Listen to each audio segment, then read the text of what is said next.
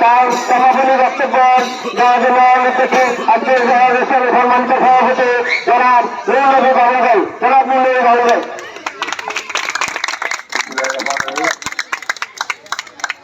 মনোনগর যুব সমাজ কর্তৃক আয়োজিত আজকের এই ফুটবল টুর্নামেন্টের ফাইনাল খেলায় অংশগ্রহণকারী সাগরহাট ফার্স্ট প্লেয়ার এবং মন্ডননগর টাইগার্স একাডেমি দুই দলের খেলোয়াড় কোচ এবং দর্শক সবাইকে আমার ব্যক্তিগত পক্ষ থেকে ধন্যবাদ জানাই। আজকে আসলে টান উত্তেজনার মধ্যে একটা সুন্দর পরিবেশে আমরা একটা খেলা উপভোগ করতে পেরেছি। আসলে দর্শকরা খেলার একটা অংশ।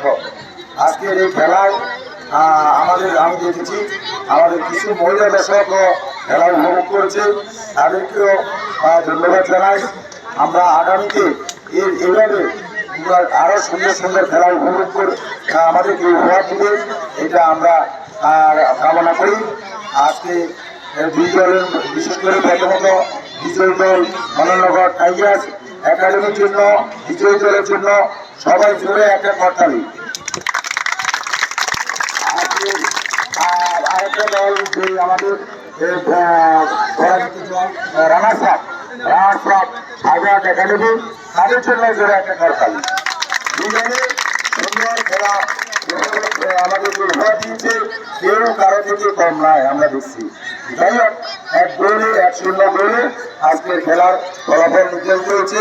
আমি দুজনকে আমার ব্যক্তিগত পক্ষ থেকে ধন্যবাদ, আমাদেরকে সুন্দর খেলার উপহারের জন্য ধন্যবাদ এবং শুভেচ্ছা জানিয়ে আমার বক্তব্য এখানে শেষ করছি।